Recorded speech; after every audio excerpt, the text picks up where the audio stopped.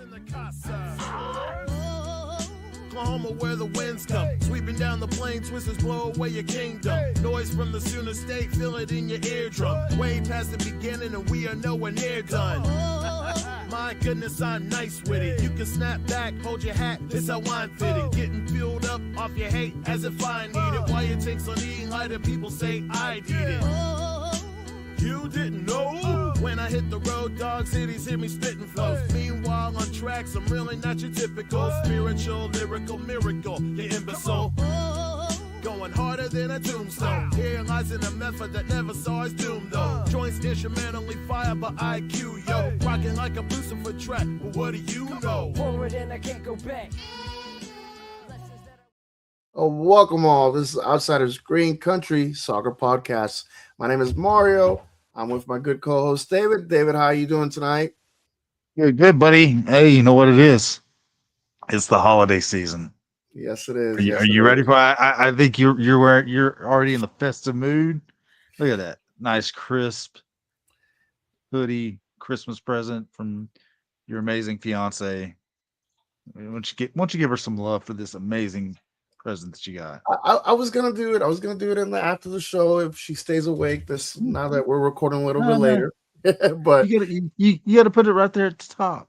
Yeah, I know. Angela got me this nice little hoodie. We kind of did our little our early Christmas exchange gift. So she got me this, but I really appreciate it. And she got a nice fancy sports watch, but we're not kind of measuring which one was better or not. But that's more meaningful though. It's going to keep you warm for multiple days. It's from the heart. It's from the heart. It's right there, you know. Well, real quick, David, before we go on and banter and stuff like that, I kind of want to switch it up a little bit. We do got a special guest with us tonight. The man's been supporting this team. Please do me a favor. Check out all his social media accounts. I do on TikTok. On TikTok. And I watch his 12 days of shirts. His code on there. His name is Scissortailshirts. His name is Gage Michael. Gage, welcome to the show. How you doing tonight? I'm doing all right, man. Thank y'all for having me. No problem. It's been in the works. I've been talking to these guys, and we've been wanting to do it, but with the playoffs and the whole season, and then kind of after the final, we needed a little bit of woosah time, and we finally got you on here. So really appreciate your time and everything. I wanted to ask you, how long have you been a supporter of FC Tulsa? I feel like I've been here from the jump. I worked for the stadium, specifically for the Drillers, during that first season before the Tulsa Roughnecks started up. And I've talked about it online before, but it became a whole situation. They said, well, who wants to stick around next year and help work some soccer games? And I was like, well, I'm still not really into soccer, but it's extra money. And then just as soon as the season started, I was hooked. I've been around ever since. Took a couple seasons off with some personal life stuff out of the supporter section, but we're back now. We're in full force, so glad to be around this whole time. That's awesome. Oh, I'm sorry. I was reading the comments real quick. T-Rex, he's something, but no, that's awesome, man. I know before the show, I did ask you which one's your favorite Premier League team. Please let me know, and not be Man U, please. I feel like it's almost blasphemous at this point because the way they treated our guys, but I feel like it's got to be Leeds. Of anybody that I tune in to watch on TV, more often than not, it's Leeds. I feel like I'm more of a championship guy, though. I'll just watch whatever's on at that point, but I've barely watched anything European this year, unfortunately. I think we all speak that really because I'm a big Chelsea fan, and this year I've probably been to the bar maybe twice. And this year, Boxing year, Chelsea's not going to be playing on there, so I'm like, oh god, like what's the point? But I'll still watch them. I'm not gonna lie. I started the Patriots. You got your Patriots. You're good. That's the wrong football talk right now. Okay, we're talking about football, not football. But well, awesome, man. Well, let's get this show on the road, David. What do you want to start at first? I know you don't want to talk about your Man U. We can talk about Man U. We can talk about Liverpool. We can talk about Chelsea. I mean, we got an hour here to blow. I mean, I will say this about Manchester United compared to last year and the year before. This year's soccer, football, whatever you want to call it, is 100 times more watchable. Ever since that Grimsby Town debacle, United has been watchable. I mean, it's been enjoyable football play by them. They just don't have the clinical strength to finish off games right now. Chelsea, on the other hand, is doing pretty good. Fourth right now, Yeah. behind Aston Villa, City, and Arsenal, of course. We know the transfer window is about to open, and we know Chelsea has an unbelievable amount of money to spend. Who are you guys going after? I don't think I don't think we're going to be shopping this winter break. I think we're good. I think we got like our second or third team, but if you guys want Garnacho back, I mean that guy the ball like 40 feet past the goal. I heard you're coming after Manu now, so I mean you're going to be Manchester United light over there. So I mean, no. Harry Maguire's going to come with them, and no, that's your lifetime player right there. But Sledhead ain't that bad. Okay, all right. So you want to just streamline past there?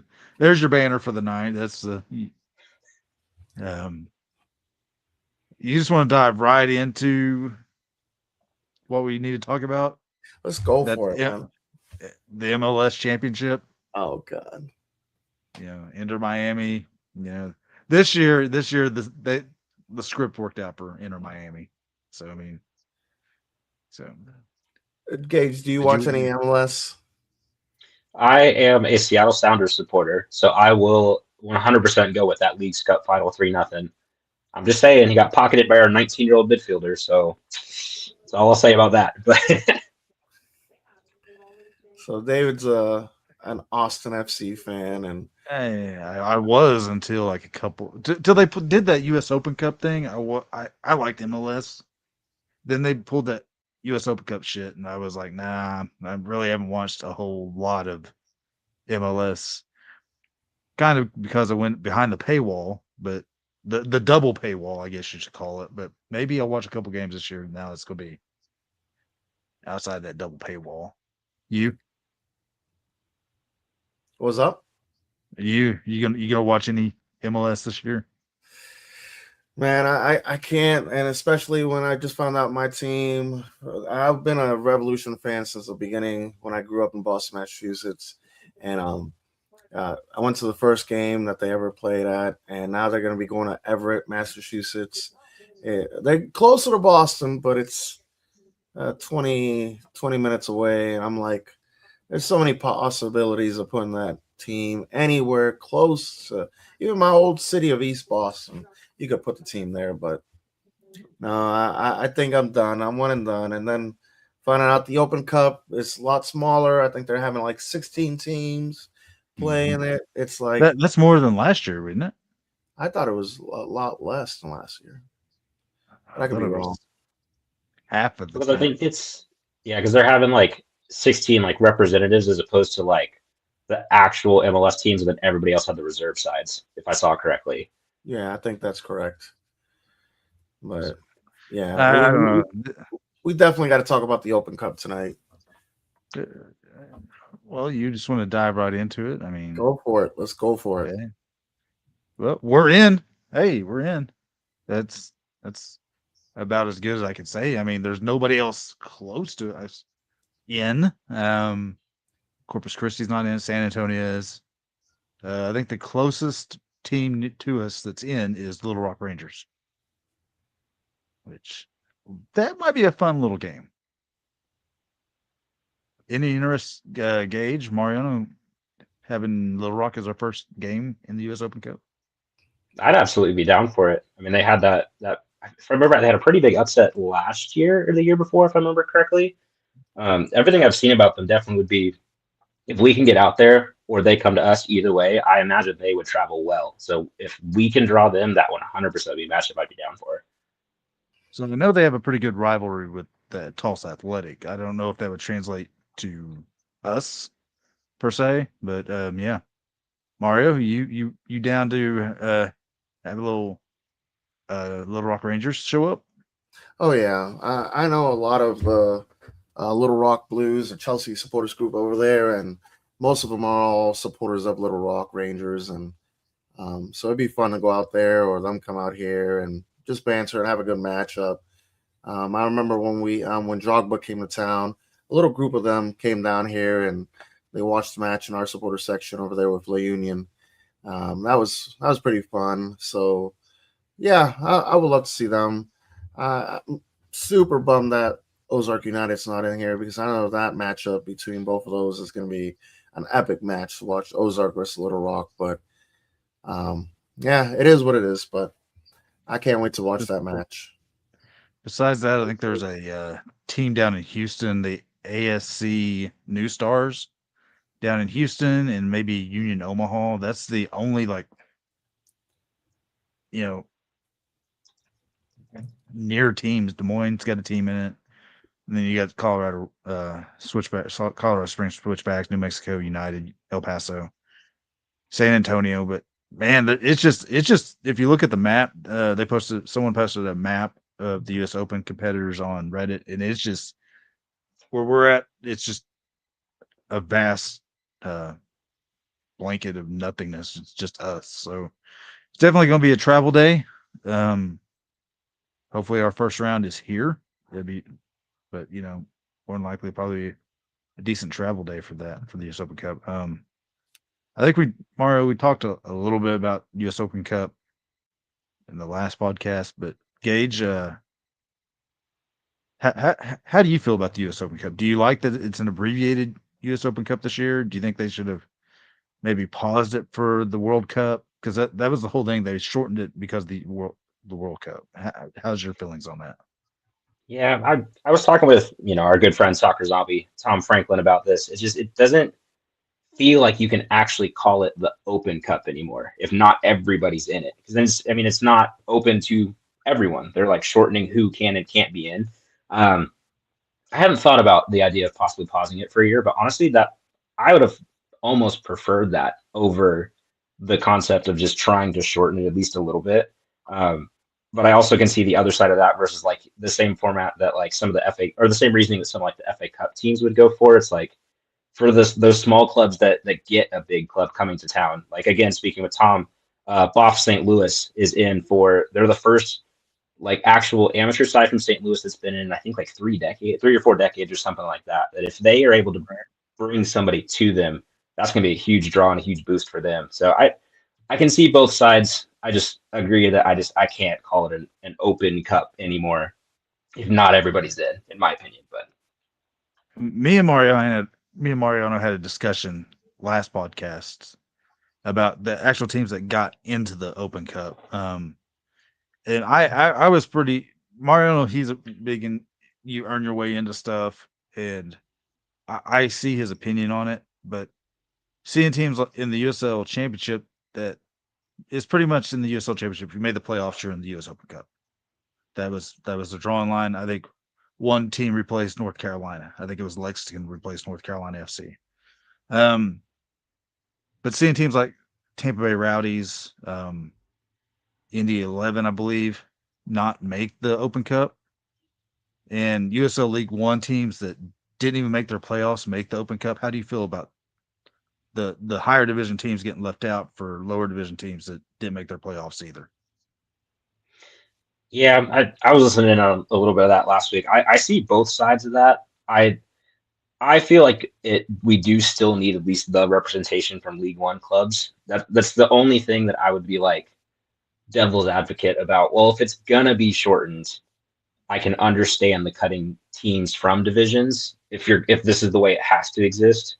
I agree that there are definitely some teams that got left out that should be here, but also I would rather them be excluded than excluding an entire league or specific teams from that league, I guess.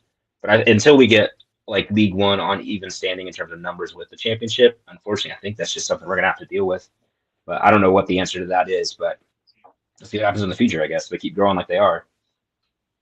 Yeah, I think me and Mariano both agree that we're in agreement with you. If it's Open Cup, it should be pay your entry fee and you get in. I know it's a lot of clubs across the country.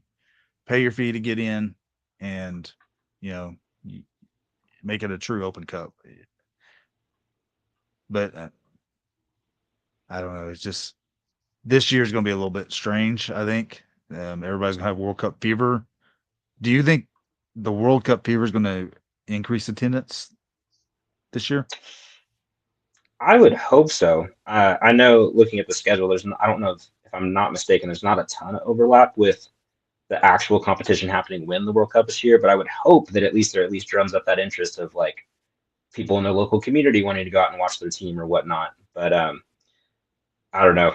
We'll have to see what happens with that again. But I'm really hoping this is a big growth for the sport across every league. So we'll see.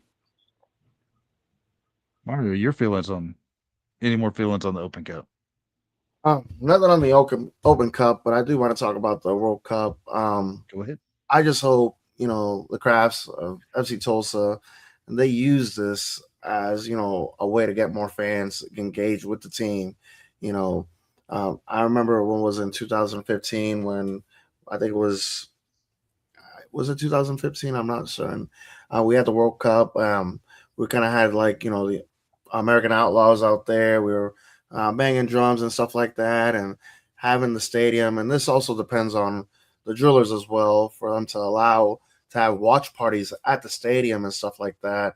That would be epic. I mean, that would help, boost up some more support for the team, showing that, this soccer club cares not just about the club, but the country as well.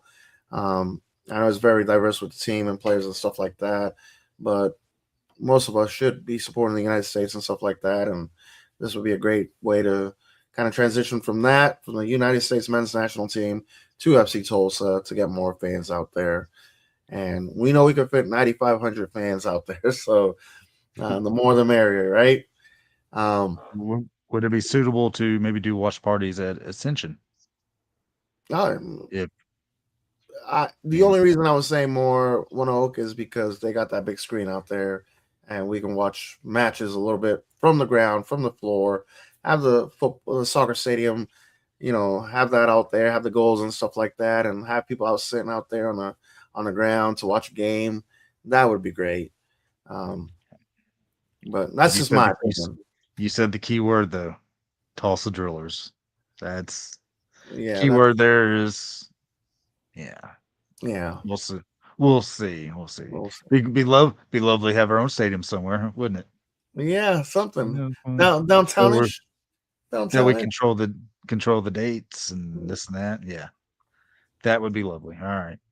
Yeah. Let's just keep banging along. Let's move along. You want to talk USL Championship? Let's go for it, sir. USL Championship. So I think the biggest news that came out, well, I guess two things. We'll start with option 1A that came out since the last podcast is it's no longer the Jägermeister Cup. What are we going to drink before games now? Out of tires. I got plenty of them in my warehouse. Now it's the Prinks Tires Cup. I mean, does the winner, do they toss tires on the winners now, or yeah, you got me. But yeah, we're in Group 3. We're Group 3. How do you feel about Group 3? What do you think about it, Gage? I think it's a solid group. I mean, obviously, a lot of teams, if I remember right, that are overlap from this last season's group. I think Corpus Christi is a good little addition there. That would be a fun trip if we can make it, because I think we have them away, if I'm not mistaken. I will say my only gripe with everything that went down with this was with Texoma leaving. We never got a matchup with them, and this would have been the one way to do it. But, you can't have nice things, I guess. Let's just go and say who's in Group 3. If you think it's kind of carbon copy from last year, because it is, Birmingham Legion, Chattanooga Red Wolves, Corpus Christi, One Knoxville, San Antonio, and FC Tulsa. Corpus Christi enters the group. Ward Madison leaves the group. So that's the replacement right there. I believe we will play both Corpus Christi. It's 4 games. We play 2 against League One teams and 2 against championship teams. I think it's pretty much the same format as last year. 3 points for an outright win. 1 point for a shootout win, 2 points for a shootout win, 1 point for a shootout loss, no points if you lose outright. So that's the format as last year. Our friend T-Rex Football said Tulsa Drills have home games on each of the USN men's national team group stage games. Not going to work. So Ascension, maybe Empires. I'm sure Empire will be rocking for those games. So, and kudos to Empire. I just mentioned it. They were nominated for what, top 20, top 10 sports or soccer bars in America by Men in Blazers. Men in Blazers. Yeah. So congrats on that. But Mario, we saw this format last year. We kind of struggled in it. We won one, lost one in a shootout, or we lost two, won one, and lost one in a shootout. How do you feel about going into this or USL Cup? After last season and the run that we had, I just want to see more silverware. You gave me one silverware. I want more. Even though this is an interleague cup, I want to go. I want to go and win it. Just like the Open Cup. If we can have a MLS team come out here, or we have the possibility of getting a CONCACAF, spot by winning it all, hey, let's do it. I'm excited. More soccer, the better for me. We talked to Ryan Kraft about this, and I think he's for it. I think he's a little afraid to schedule congestion, especially with the collective bargaining agreement. They had to have so many days off between games and this and that. Do you like the idea of a USL Cup?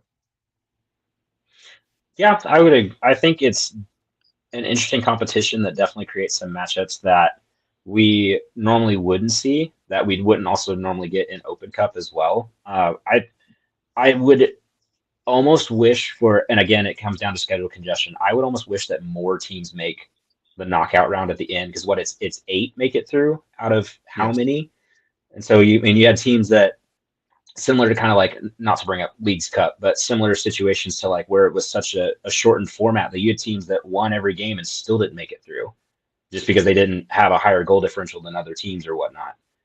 So I personally would prefer to see an expanded format, but I do enjoy it for what it is, and I think it's a good idea. I do greatly enjoy watching even just neutral matches every year for that. I think I liked it, but the fact that we didn't play everybody in the group. I don't think you should have a group format stage where you don't play everybody in the group. I mean, because you might get the top end of League One teams. I mean, Knoxville won it all last year.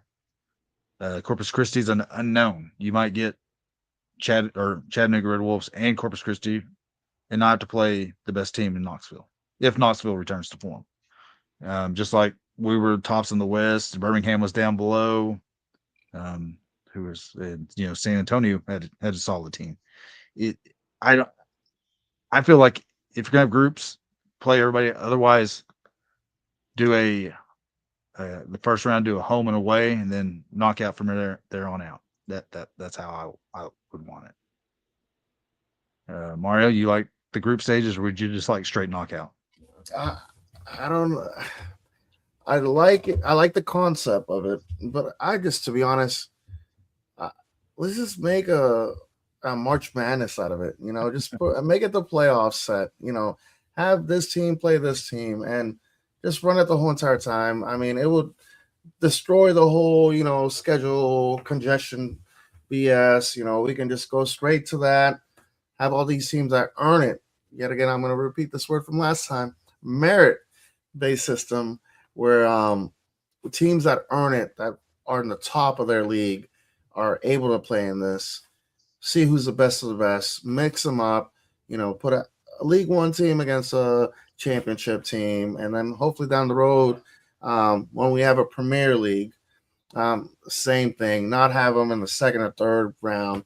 Everybody play each other, on their little rounds and stuff like that, and just see who comes out final as a champion of that, whatever the name of the cup will be. Yeah, it might change to like I don't know, Jim Beam's Bourbon Bowl before the end of this. I don't know. So to touch on this schedule congestion, everything, would you like to see FC Tulsa expand the roster a little bit, have more academy contracts? I know we only had one last year in Anthony Harper.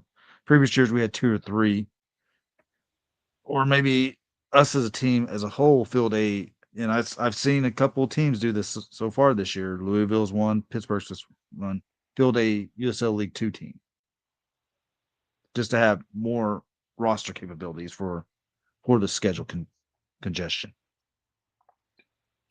I'll answer this one first. I would love for us to have a 2-team, not even just a 2-team, but maybe a youth academy system or, under 23 team, just so we can have that kind of availability for a player that comes on our team that's not going to be able to start, but he can play in this under 23 team and hopefully have a couple games on him and then maybe can come up to the first team.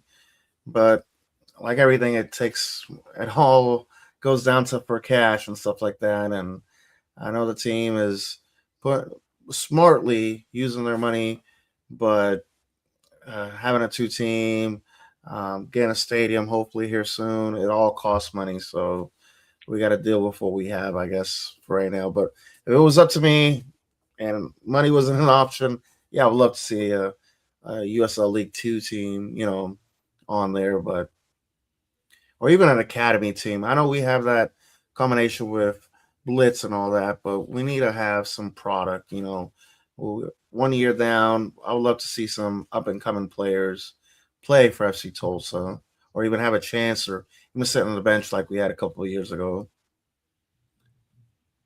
I don't.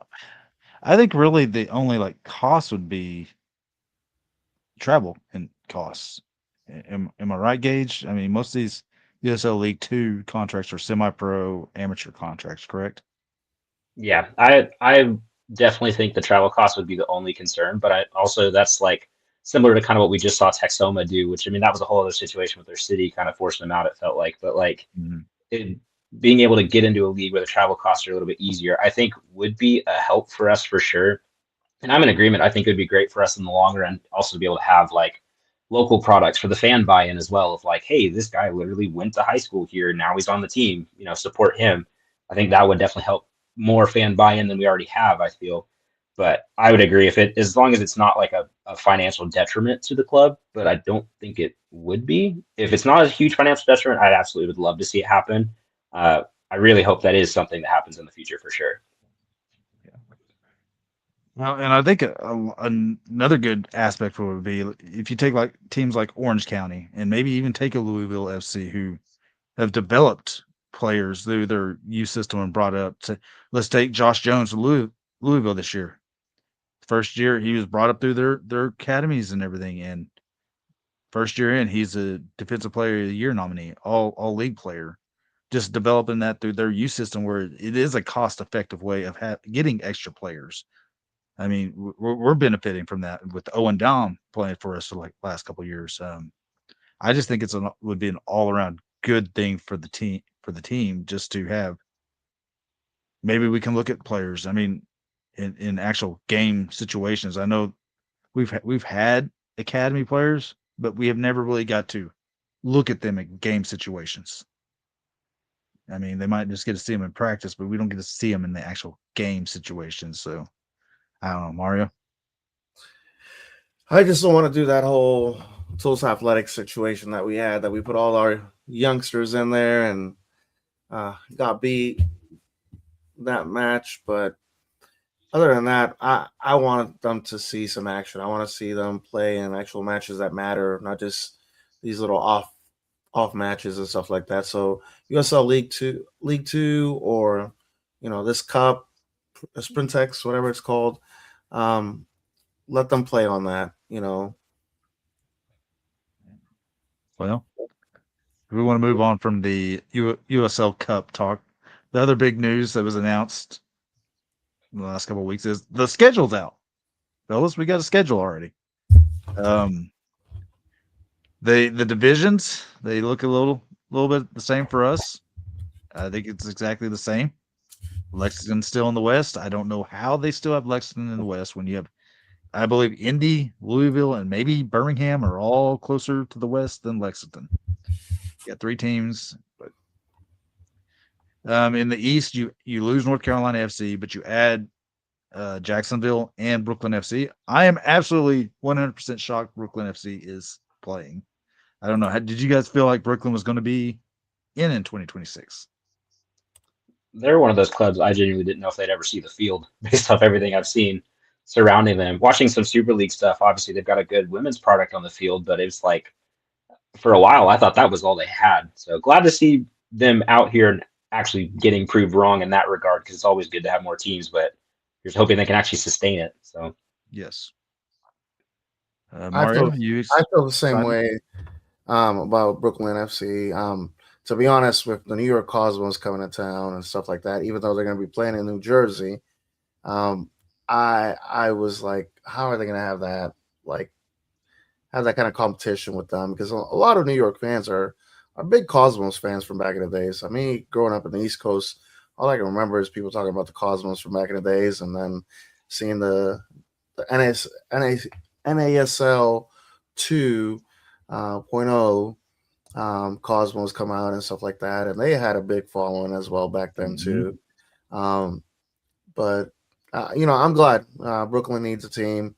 We need to have more teams on the East Coast, also, especially in the Central too. But glad Brooklyn has them back. Team that I'm actually surprised with is Jacksonville. I thought they maybe take another year or two off, because their women team is doing great right now. I think they're first place in the league that they're playing in. The Gainsbridge Super League. Yeah, but they're doing great. I mean, I really thought they were going to maybe take a year off.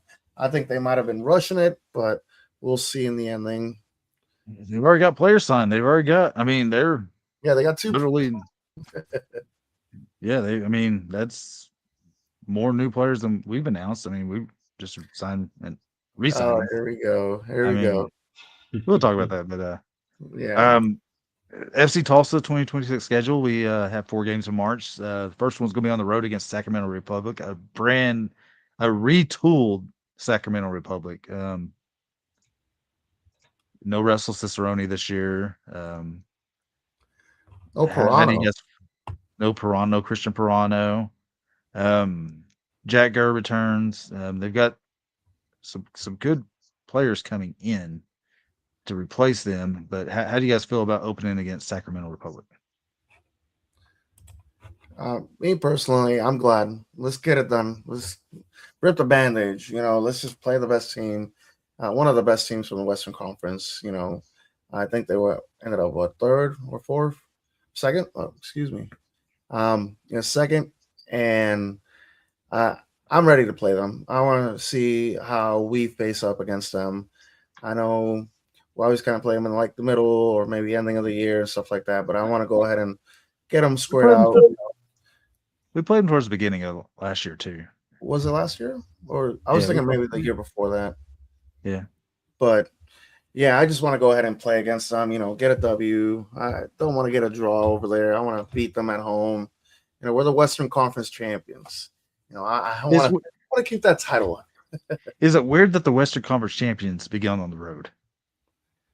Yeah, a little bit. But maybe we get what's it called? Western Conference of Honors. They'll go out there with the orange slices. And that brings us to our first home game of the year, March 14th, San Antonio FC.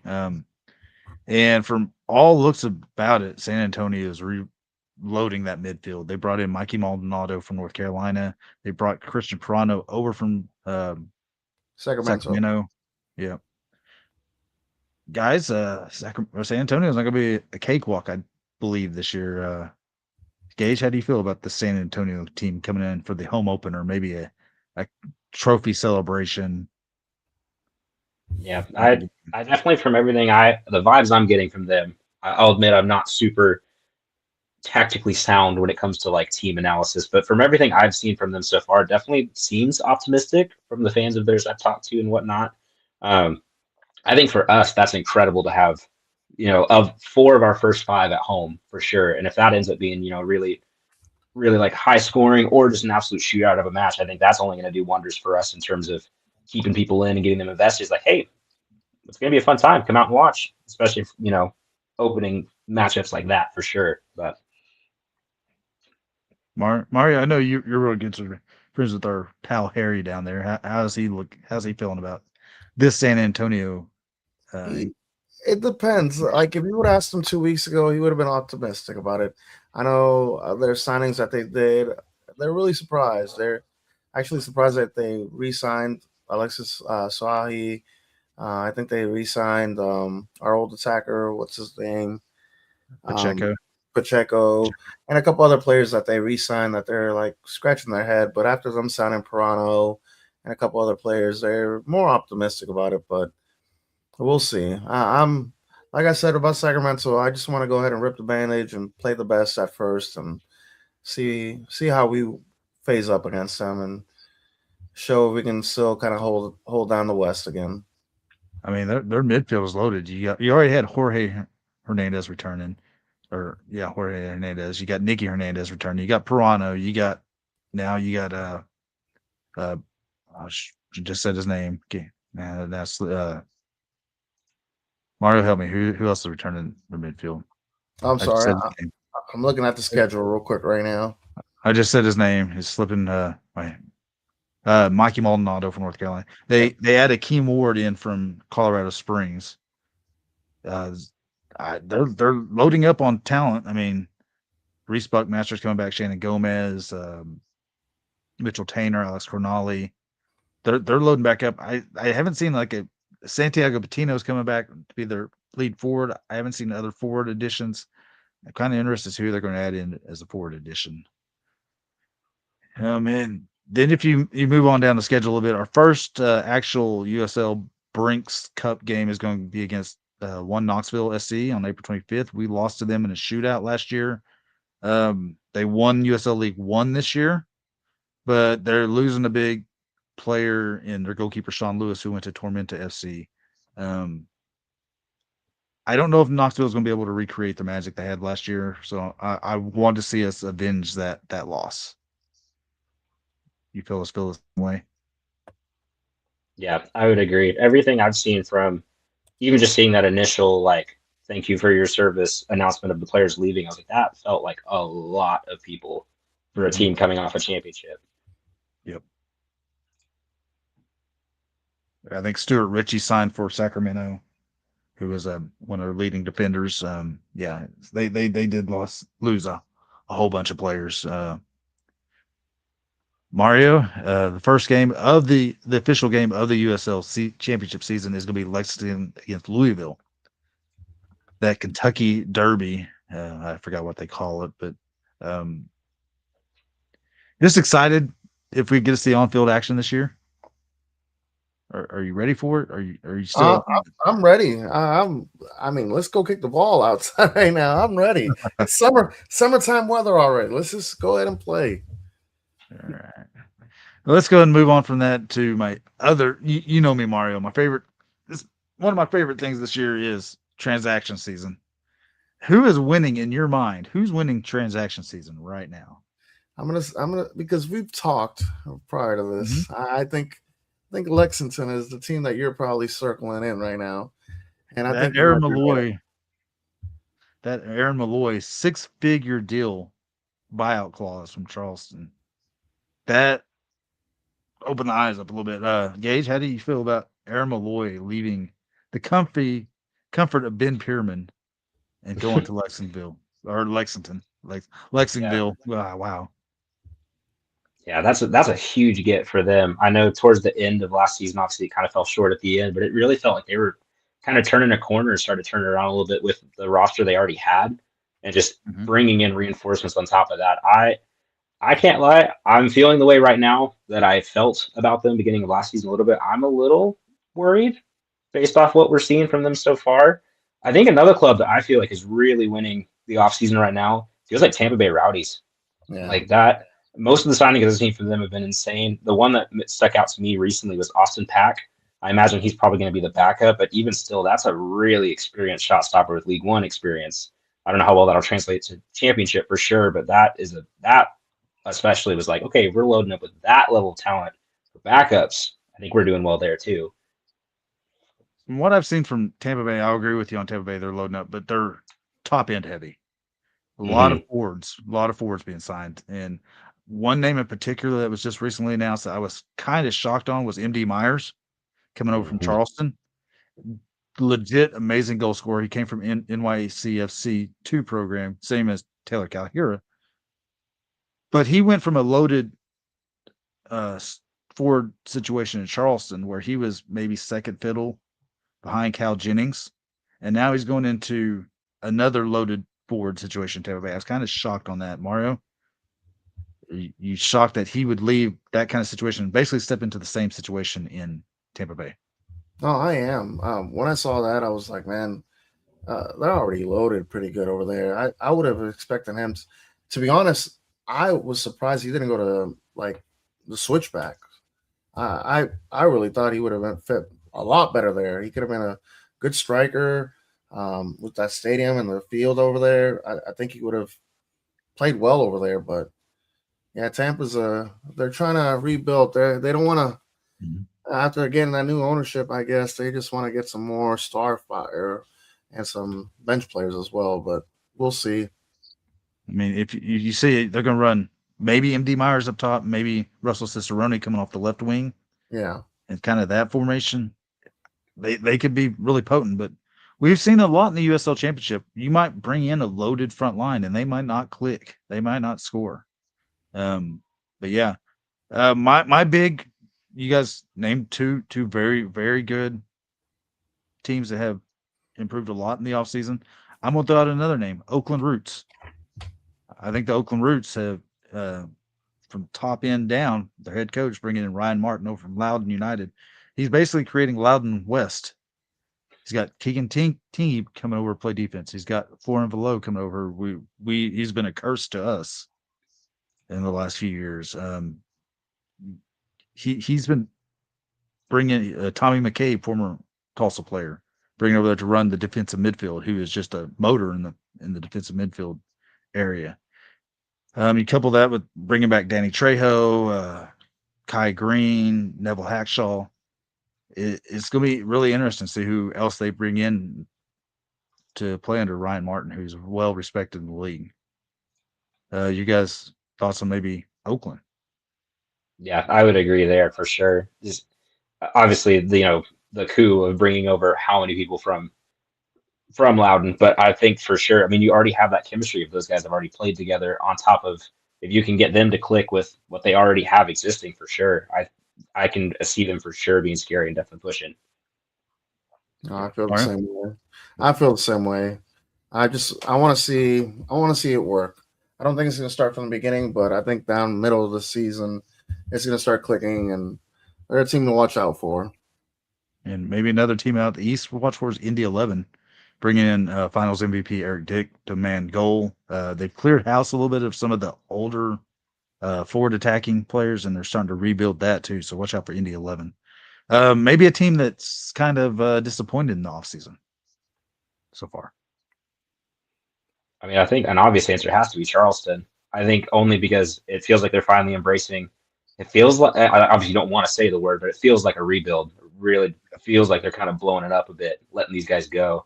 And their fans are not happy based off the things I've seen on their posts every time a player gets announced that they're leaving. Nathan Dos Santos he was announced for Tampa Bay today. There's another Charleston player that just left who I thought was really talented. You're looking at MD Myers leaving. You're looking at Aaron Malloy leaving. Leland Archer went to Tampa Bay too as well. So just hemorrhaging talent right now.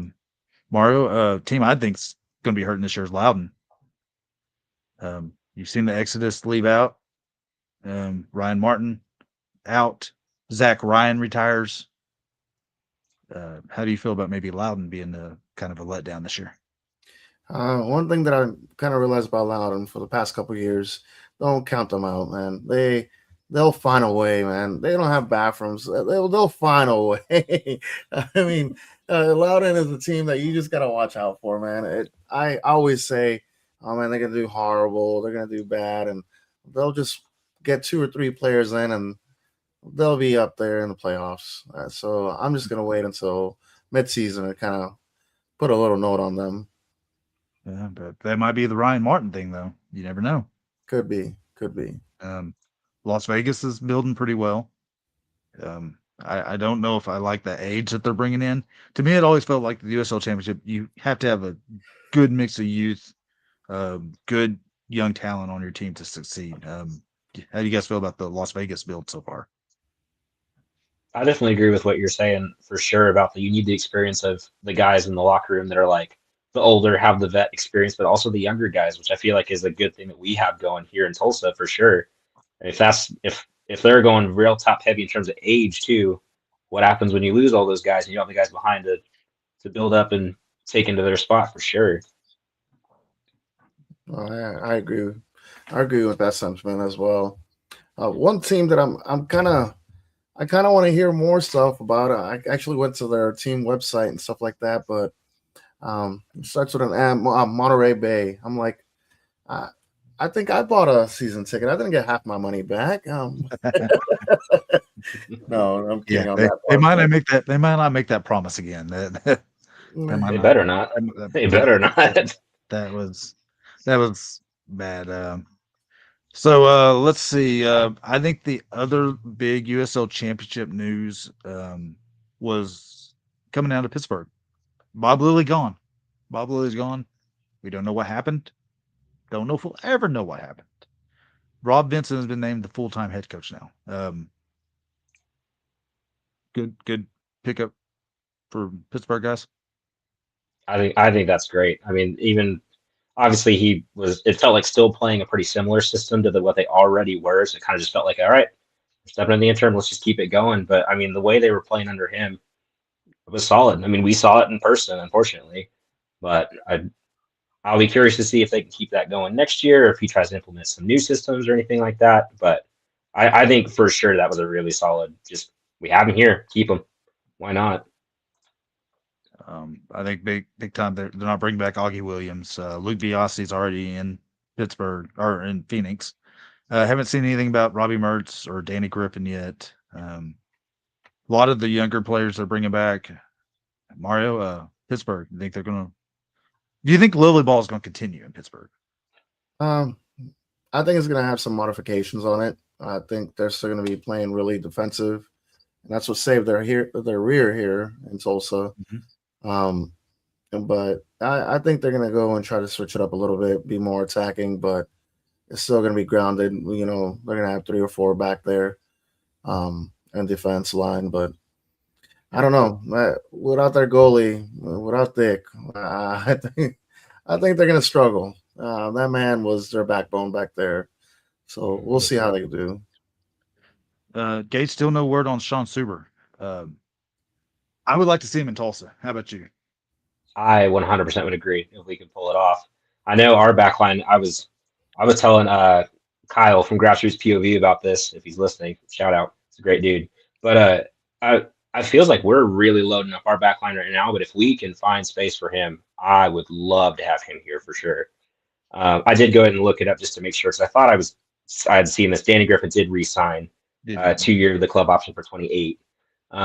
But yeah, Suber, wherever he goes, that's a solid get for whoever can land him. I'm hoping it's us, and it's not somebody that we are going to have some troubles dealing with him again. So, right.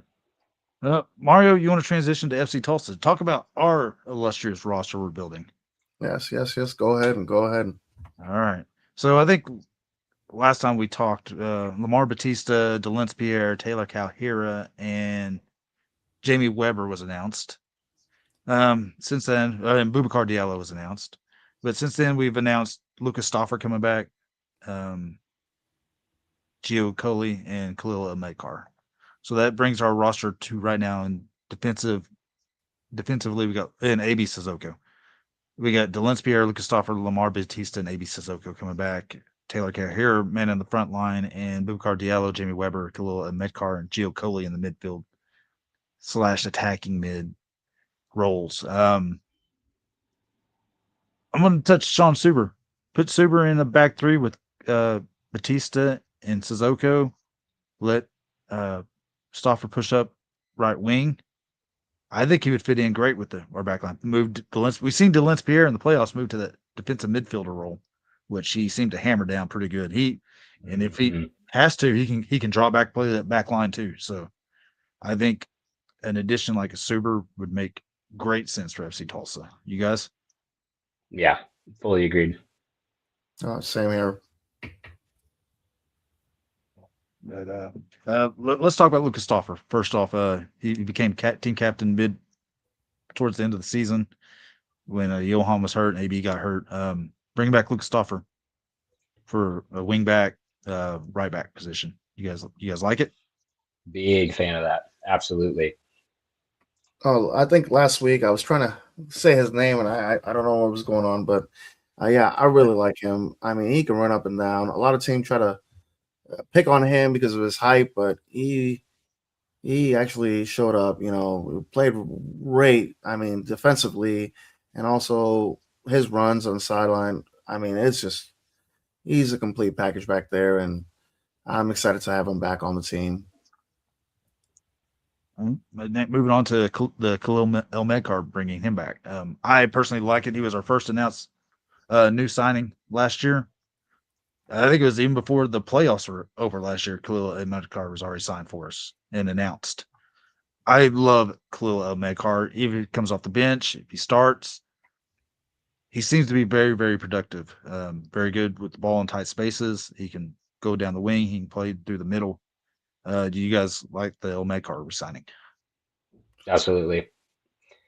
Yeah, yeah, for sure. Sorry. Go for it. No, my bad. I'm sorry. No, you're good. He was one of those when I was kind of like looking back through, like obviously like making edits and stuff for the seasons. Like he definitely felt like he was one of those guys where in the moments where we kind of were suffering a little bit because maybe Taylor's not producing, which I mean, he produced a ton for us. You can give him a couple games off, but in those games where it felt like he was kind of falling just a little bit, Khalil, I mean, who could forget that goal against Louisville, that equalizer? Yeah. It just felt like anytime we really needed like a clutch moment, he was the guy that stepped up behind the other guys in front for sure. I agree with that.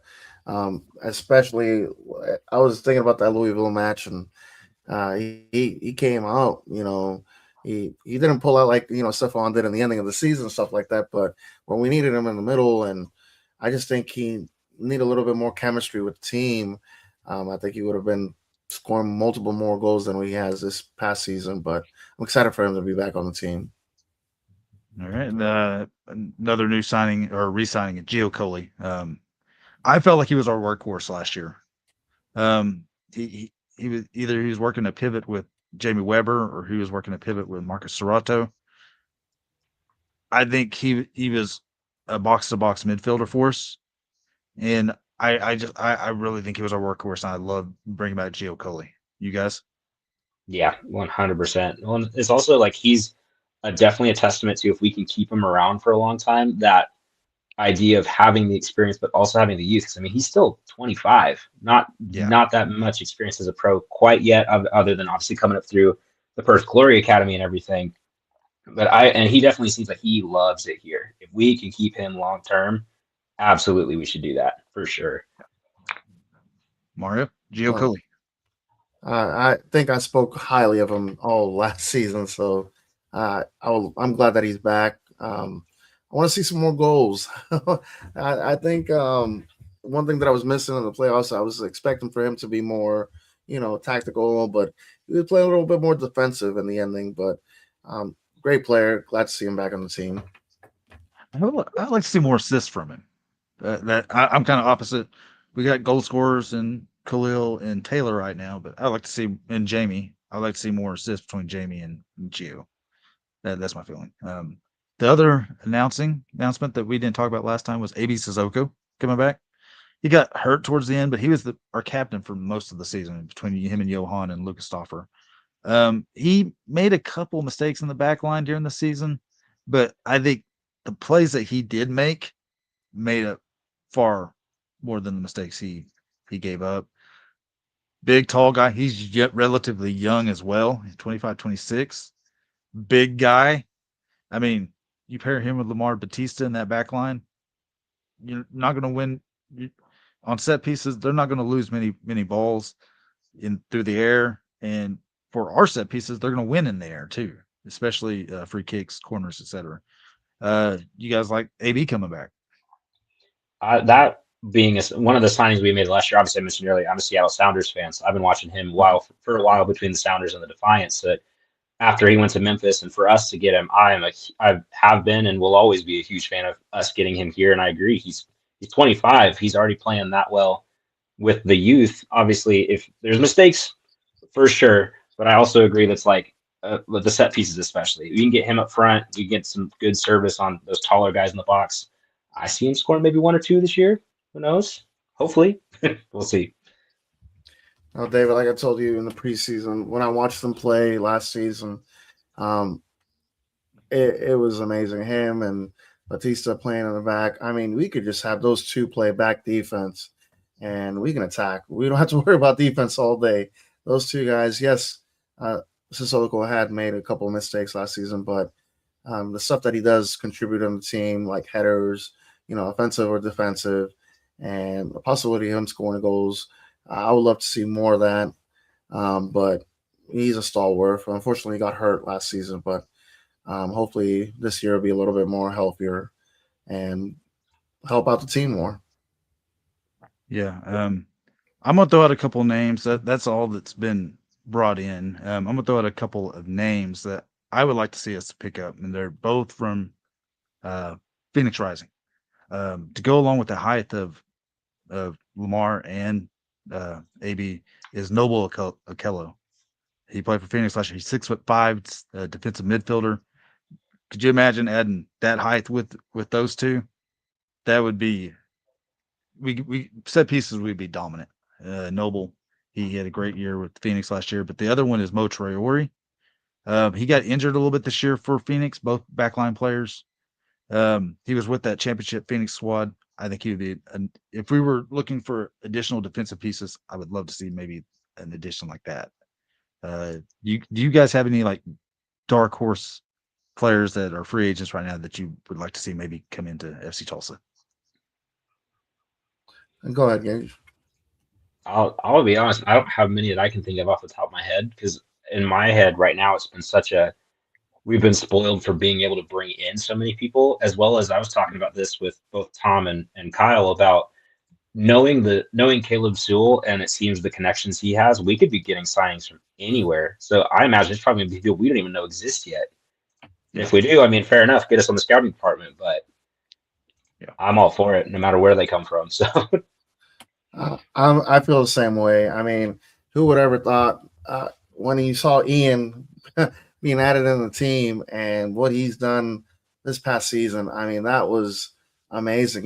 We thought he was just going to be another extra backup bench player or something like that. But then when he got put in the field, the stuff that he was doing offensive and defensively, it just surprised me. So yeah, big props to Caleb and what he can bring in the team. Well, speaking of Caleb, maybe he wants to visit the Australian well that he's been able to pull players from. Maybe a Luke Ivanovic who played for Monterey Bay last year. He seemed to give us fits when he played against us up front as maybe a backup forward, part-time starter forward. I think that would be a good fit for us. But let's talk about some players for FC Tulsa that have not been announced. We don't know their future just yet. Personally, would hope they would come back. Let's start off with Owen Dom. That's like 1A and 1B for me to come back with let's say he's 1B. Owen Dom coming back. I would love to see him. You guys?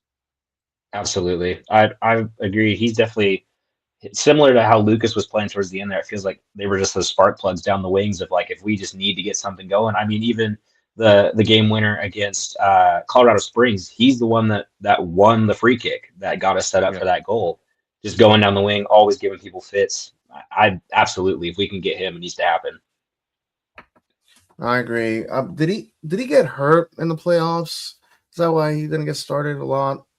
I think it was right before the playoffs. Right before the playoffs. Mm-hmm. And I think after that happened, he was kind of injured, trying to. We brought in Travian Souza, who just put a stranglehold on that position. Yeah, that's true. But yeah, Dom, I would love to see him come back. We've spoken to his parents. A great guy, a great family. That man has brought so much to the team. His speed, and he's young, so There you he. go. I'm. I think the more he has, the more experience, he'll be a lot better for us. I'm gonna go with now 1A in my book. Johan Penaranda. Goalkeeper still a mystery? Question mark, because we have no one signed. Tyler Derrick retired. Cole Johnson's already said he's not coming back. Michael Creek's not coming back. Johan's the only one they haven't talked about. I think Johan's 1A. Get him back here. Oh, Hmm. that's for me, top notch, man. That man, he brought us to the playoffs. I know Derek did great in the playoffs until the finals, but as a player that should have been playing in the championship. But yeah, Johan should be already signed for our club. Yeah, and I mean, what a get that was when you think back to like the situation we were in, where it's like, oh, everybody's hurt. Let's just go get this guy from what was it, an NPSL club or whatnot? I don't even remember, but it's just like found him, did not give up the net after for that entire first season he was here. Yep. Yeah, if we can The get only, that happening again. the only reason he wasn't in goal is when he got hurt. So I mean, Yep.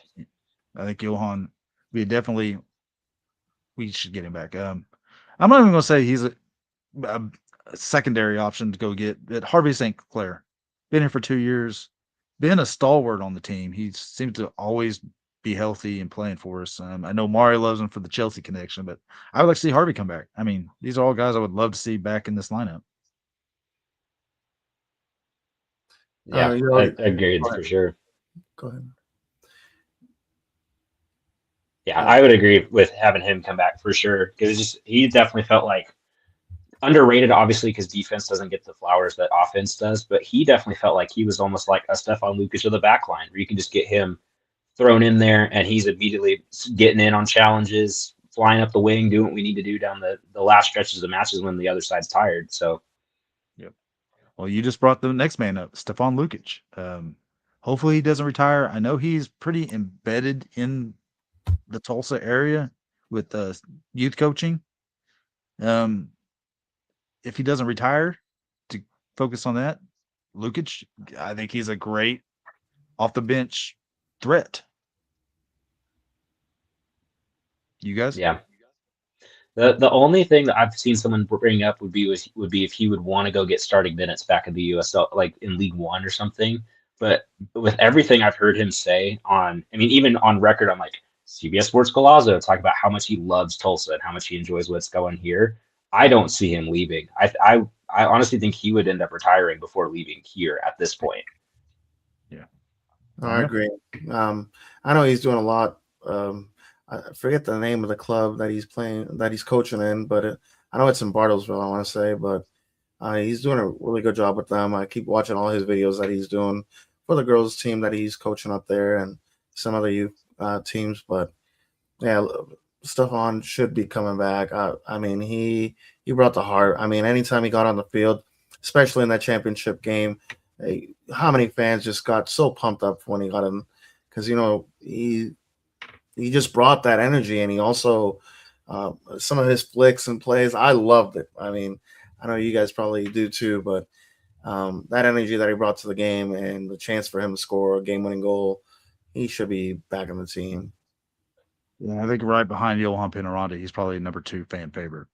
Yeah. So I think definitely would be a nice re-signing.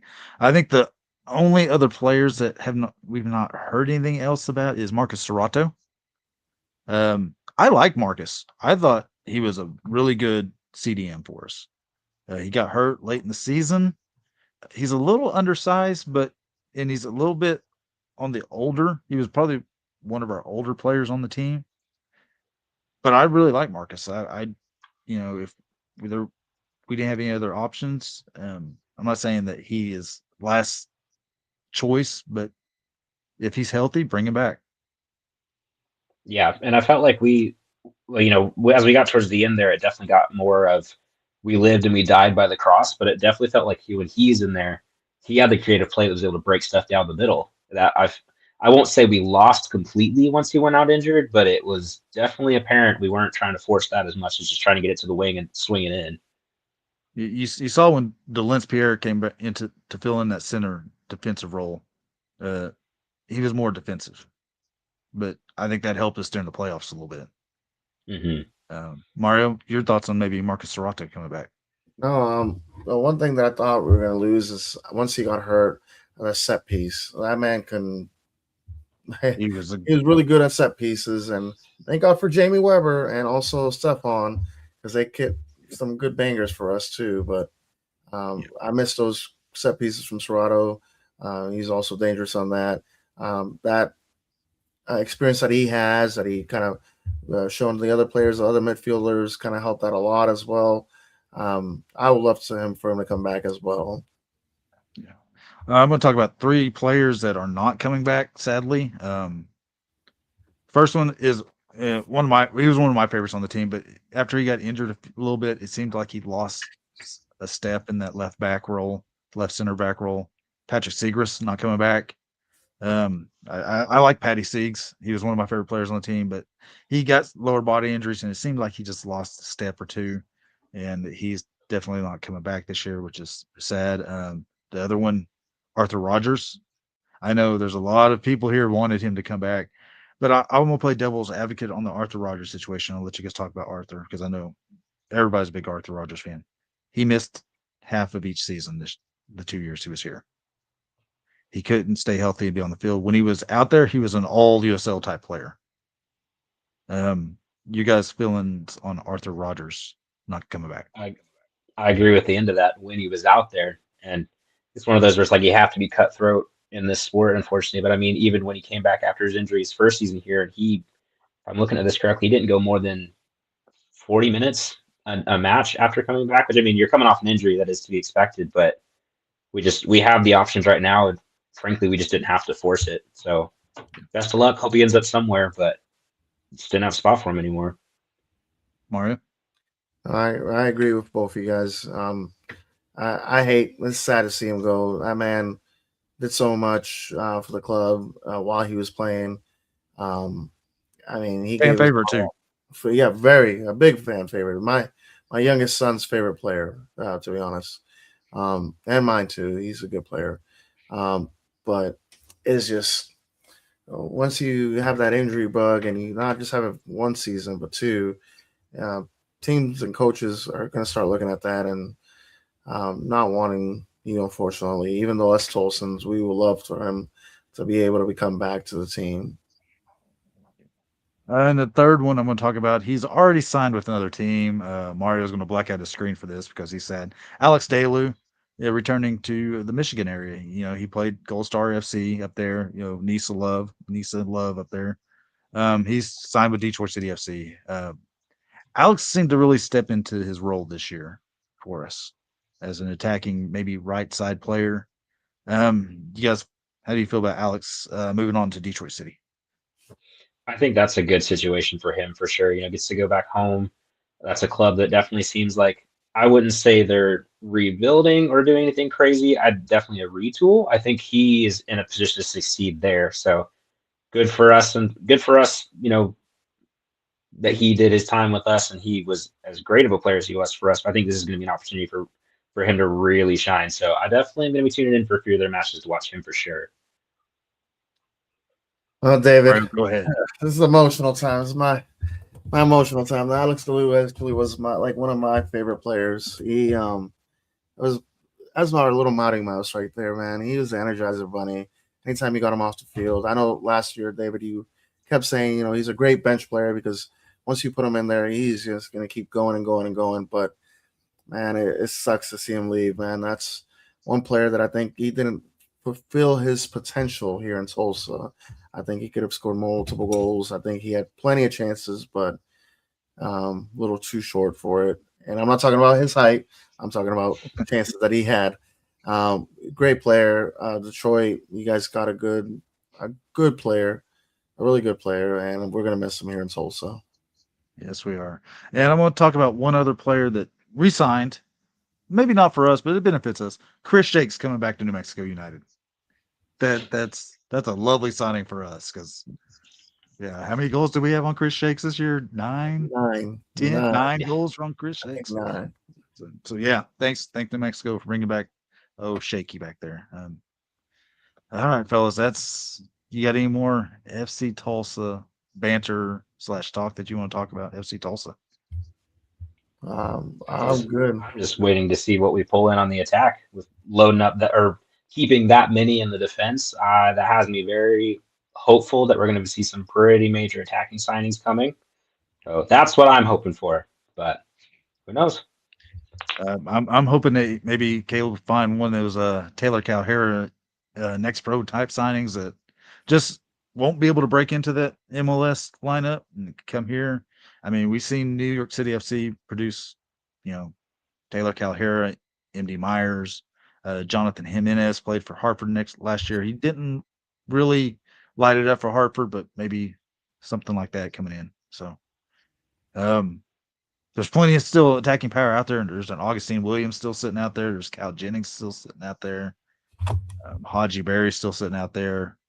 Maybe if they want to get flashy, there's still some flashy names that maybe they've already been signed. We don't know about, but by other teams we don't know about. But they're as of right now, they're still sitting out there. So, all right, Mario, what do you want to talk about next? That's about it on the FC Tulsa. I don't really know of any local talk. Do you know anything about the Tulsa FC Channel Cats? Do they I have any don't, but games recently? I don't, but I think Gage might have a little bit of talk about Tulsa FC. Go right ahead. I saw that they had won their most recent match. I don't know exactly how long ago that was, if I'm not mistaken. It is a great product and it's a great time. If you guys haven't been, or if anybody's listening that hasn't been, absolutely go check it out. They've got something real cool going on there. Looks like 12-7 was their last win over OKC Ghosts. I don't know exactly how long ago that was, unfortunately. I've been checking out a little of indoor soccer lately, and that's a different beast of type of games. Like I was watching highlights from one game where a defender just basically spiked a guy's head into the sideboards and started a big fight in the men's side. It got a little spicy. So I mean, you got a chance to check out a little indoor action. It's always good fun. All right, Mario, you ready to go hot taking? I think hot takes would be great. I think All hot right. takes would be great. Well, I'm gonna let you, Gage. Do you have? This is the time that we kind of just ask any questions, anything, whatever you want to talk about. Please let us. If you want to question us, anything, please go ahead. I have a hot take. I'm not gonna lie. I still don't know how I feel about this. Okay. I want to be proven wrong. I want to preface what I'm about to say with that. I don't have a lot of faith in this regeneration of the New York Cosmos. I don't see them lasting very long, is where I'm getting at with that. I don't know. Something I can't put my finger on it. Something about them is not sitting right with me, but I don't know. Can I talk about this first real quick? Yeah. I think I might know the little problem with it, and that might be that New Jersey, New York stuff. I don't know how, like, they're gonna get some fandom from New Jersey while they're called in New York. It works in football. I know it works in American football, but if I was a fan and I was a soccer fan in New Jersey, and yes, a lot of the management is from New Jersey, but you have a team that's called New York Cosmos. I wouldn't be wanting to go and watch them play. I know a lot of New Yorkers and it's a train stop over there. I know it's a couple train stops. 45 minutes. Yeah, that's nothing. And a train, but I wouldn't be hyped to come watch them play. I would rather watch the Red Bulls play or something like that. But I don't know. That's my problem that I have with them. Other than that, I'm excited to see the kind of players that they're bringing in. A lot of amateur style players on the team. But yeah, I hope I'm luck. I just wish that they probably would have switched the name of it or something like that to be more New Jersey. Not just please, not the New Jersey Teamsters. That's a horrendous name. With Yes, the Z. with the Z. With the Z. Yes. So I'm gonna sound off on this. I'm hugely excited for it. You know, this is gonna be my third USL League One team I followed in 3 years. It was Union Omaha, which is still there. I mean, I guess I could follow them. Then I was super excited about Texoma. Super excited because it's just right. It's 45 minutes, an hour away from me. Cool. Now I'm excited about the Cosmos. I wish they would just called it the Cosmos. Just drop the NY. Call it Cosmos. It's 45 minutes. Paterson, New Jersey, from New York City is 45 minutes. I think it's closer than what the Red Bulls is because they're a New Jersey team too. I think the first signing they had was Sebastian Guizzati, who was an old Cosmos player. Brought a little bit of the vibe back. They just brought in Aljamir Spengler, who was playing for Texoma last year. He was amazing down there in Texoma. Good pickup for him. They brought in a lot of Italian players coming in, which I really don't know a whole lot about. I'm excited for the Cosmos. I mean, they got a stadium already. I mean, Hinchcliffe Stadium is revamped and it's ready to go. It's a soccer stadium. They have the facility already there, which is already a lot more than Corpus Christi, Fort Wayne has. Even though their projects are on schedule, they're still like a month and a half behind where they're not getting a home game for like a month and a half. They're going to be backloaded home games. I'm not so sure about Fort Lauderdale or Sarasota. We've already seen Sporting Cascades get kicked back a year. I think it's going to be interesting. The team I'm really not fancy about in League One right now is Rodeo FC, which is the redo for Texoma down there. I'm just excited for the Cosmos. I never thought we'd see the Cosmo name in the USL stratosphere. Rodeo's not going to be this coming up season. It's next season. Is that right? Yeah, next season or the next. So we'll see. Yeah, we'll see. And that color scheme of brown on Rodeo. I don't know how they're going to pull that one off. Are they going to have a mechanical bull there in the stadium? They got to. They're going to. Oh, remember the old Denver or the? I think it was an NASL team back in the '80s. The Denver team. They had the fringe on their jerseys. Yeah. The cowboy hat. They better bring those back. They better have some fringe. They better have some fringe on the maybe some high boots. I don't know. Kind of looks like cowboy boots. I don't know. Their socks, maybe. I don't know. That's just a horrible name for a team. Horrible name. All right, David, go ahead. Your turn. All right. Not soccer related. Not going to be soccer related. My hot take is name your 3 favorite Christmas movies. It's Christmas time. Oh my God. Go ahead. I have to make sure I remember the name. All right. I'm going to go by record, and I know Angela's going to be screaming in the bedroom right now saying, it's not a Christmas movie. It's a Christmas movie. Watch it tonight. My top 3. You got to have Home Alone on there. That's 3. 2, Christmas Vacation. You need to get checked if that's not on your top 3. Number 1, yes, Angela. Number 1, Die Hard. Die Hard. It's a Christmas movie. You have somebody in there saying "ho ho ho." Yes, I can hear you from the room. It's my top 3 Christmas movies. I'm right there with you. Reverse Christmas Vacation, Home Alone for me, and we same top 3. Yeah. Okay. Gage. Man, I have to go with Elf. As cheesy as that one is, that was a staple in my family's house. So my mom would smack me around if I did not put that on the list. And then it's a short film. It's only 30 minutes, but the Charlie Brown Christmas, again, staple, has to be there. And then I had to relook it up to make sure I remember the name, but Jingle All the Way with Arnold Schwarzenegger. Oh my Incredible movie. Love that one. That's a Sinbad. throwback. Got the one Sinbad right there. Yeah. Phil Yep. Hartman. Yeah. Oh God, this is what I'm laughing about. It is.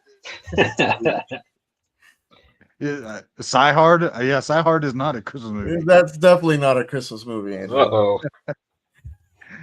Well, my hot takes. I actually got a couple of them. First of all, this is Premier League, so I'm sorry, guys.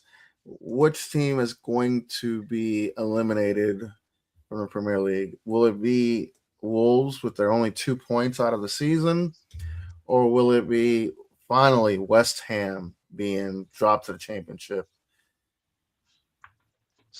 Sorry, Angela Porter. It's gonna be Tottenham because they are just imploding right now. It's gonna be Wolves. Wolves are gonna go down. If it shows you how little of the Premier League I've watched, I had to go and double check to make sure Wolves indeed only had 2 points. That's actually insane. I literally did not know that, and that's absolutely foul. Like the lowest score, like the lowest points I've seen, and I looked in the past 5 years, I think it was 12. I forgot what team it was. I deleted it already off my tabs, but I think it was 12 points. If they just stay below 10, I think that would be like the worst ever. I wouldn't want to be the next manager for that team.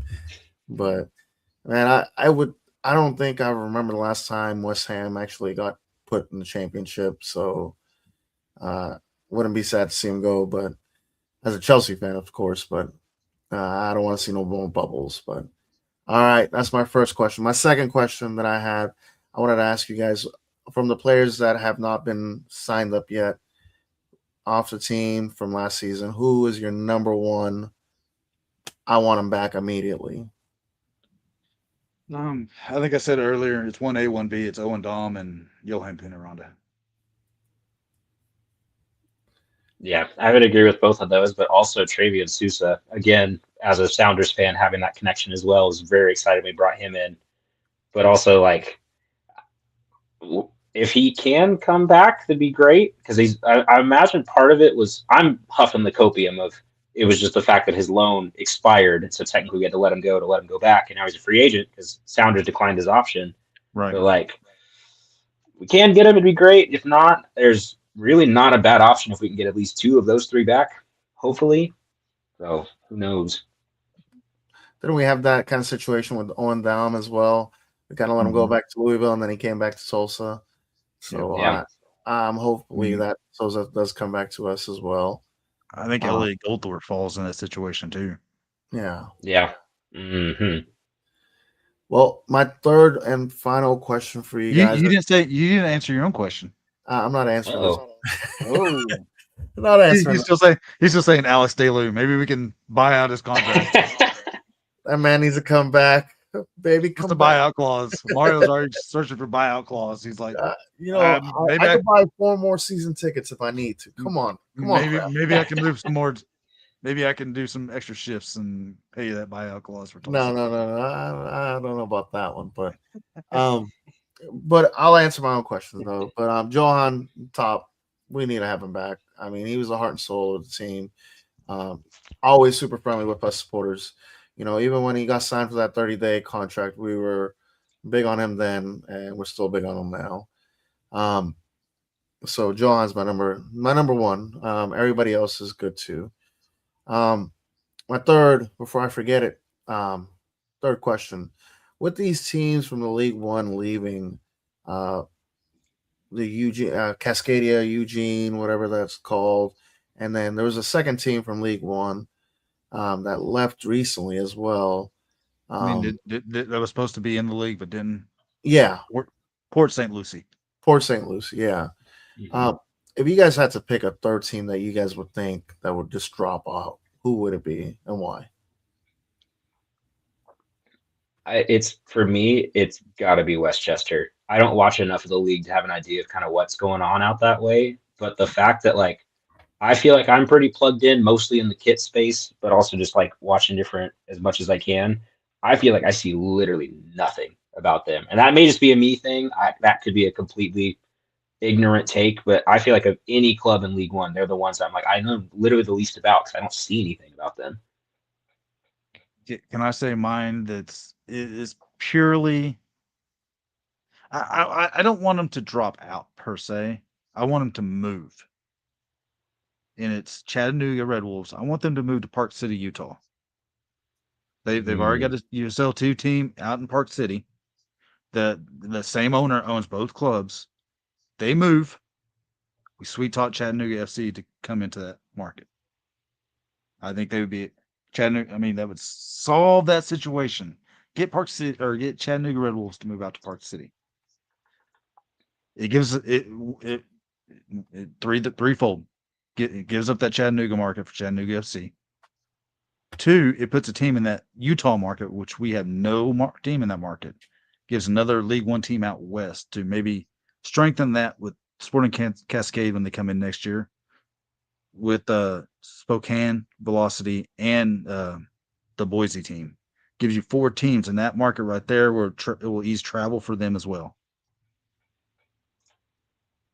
All right. I agree on that last part. I would love for them to play, a best of 3 match. Whoever wins stays in the Chattanooga area region. 1-1. It's 1-1 right now, isn't it? No, they only played once. I thought they played back-to-back years in the U.S. Open Cup.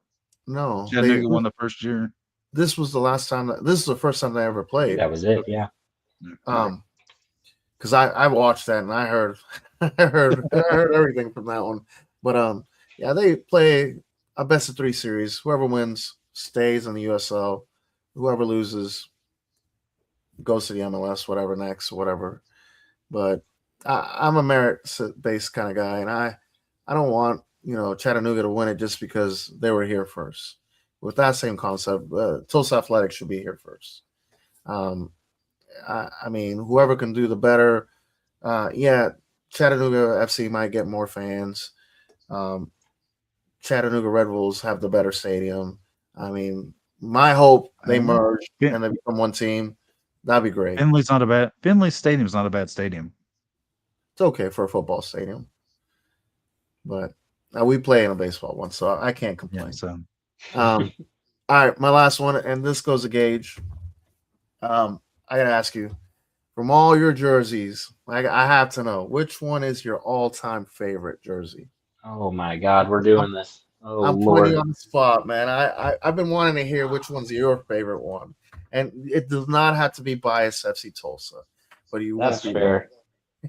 Honestly, the FC Tulsa. So, spoiler alert: if you haven't been watching, I've been doing a daily series of my 12 favorite jerseys about this year. We all know what's number one. I mean, come on, the Stay Gold has to be. I was clamoring for us to go to Hummel for so long that it had to be. Oh my goodness! I honestly. Why am I blanking? The fact that you've now asked this. Goodness, it's not even a soccer jersey. I'm sorry, but it has to be. My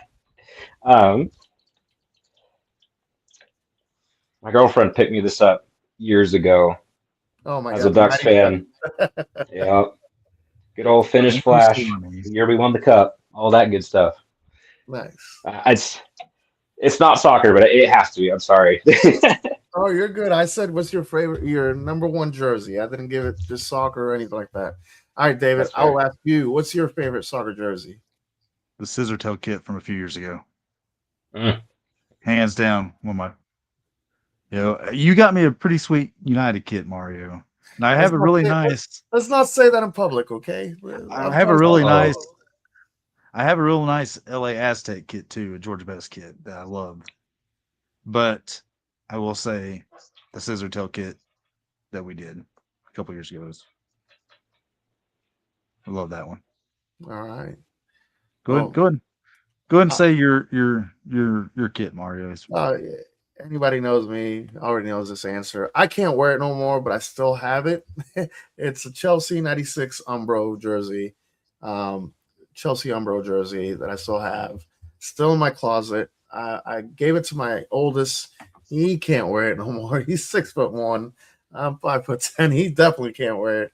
And then I'm just waiting for my youngest to grow up just a little bit more so I can just hand it down to him. But That's the year that a year after I became a Chelsea fan, and that was my first jersey ever. And I was like, I got to keep this jersey forever. So that's my number one jersey. Pit stains and everything. I'm keeping that jersey until I die. But all right. Do you guys have anything else to say real quick? Good, boss. Awesome. Well, Gage, do me a favor for everybody that wants to check out your great videos that you have, especially the Western Conference Finals, the championship final match. Please tell everybody where they can find your videos, your links, and all that, man. Yeah, it's just Scissortailshirts on TikTok and Instagram. I have had people pushing for me to do a YouTube channel.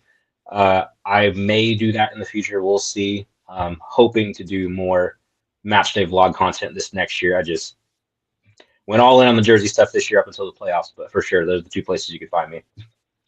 Awesome. That's great. Well, David, do you have anything? Any parting ways?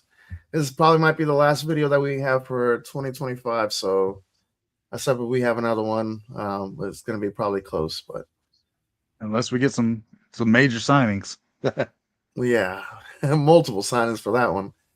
Well, thank you so much, Gage, for being on this podcast, this episode. Really appreciate it, David. Thank you for saving some time and doing this with me. For all you viewers, really appreciate it. Do me a favor, share this, like it, send it to your friends, post it on your own social media. The more content that we have, the better. We have one more comment. Oh, always. We'll get to that here shortly there, Rex. But really appreciate it. Also, sign up for 83 United. Sign up for 918 Brigade. We have so much fun activities that we had. We just had the Supporters Cup. That was amazing. A good time. Unfortunately, yes, Todd's team with the FO, they won. Even Todd scored a goal. I don't know how that even happened. I think Carlos, our goalkeeper, kind of let him score a goal. But yeah, it was an ugly match. We won't talk too much about it. But do me a favor, do sign up for 83 United. It's going to be a lot of fun activities that we're going to be having. Pretty soon, we're going to be having the polar plunge again. I know we're going to be probably doing something as well with 918 Brigade with the polar plunge. Might do the hot tub plunge. I don't know. David might do the hot tub plunge. We might do a fundraiser from to shave his mustache. We're not sure. We might go a little crazy this year, but hey, this is the sadness mustache from the final. Hey, I'm going to therapy for that, man. We can't talk about that right now. But seriously, thank you all for watching. Thank you, everything. Gage, again, thank you so much. David, thank you so much. Josh, I hope you fall down a flight of stairs because you missed another episode. But like I always say, vamos Tulsa. Vamos Tulsa. Vamos Tulsa. I caught the Glock, mama oldest acting like he grown. Now peep the logic. Got a heap of problems. A mathematician, you see, I gotta keep it honest. I'm past offensive. From my childhood, I force you to forfeit. Turn snitch across over source work for corporate. The hardship is not marked for fake artists barking. The artsy astrologist, a start to your rocket ship. Soon as I change styles, the moment that y'all pocket it. And prophets' eyes, prophesize giant size dollar clips for blessings. And ain't no way contest it for us outsiders charging 20 G's a session. Forward and I can't go back. Lessons that I went through, put some questions on my mental. Forward and I can't go back. The stress that I've been through, I left that in the rear view. Forward and I can't go back. Lessons that I went through, put some questions on my mental. Forward and I can't go back. The stress that I've been through, I left that in the rear view. Yeah, outsiders in the casa. Outsiders in the casa.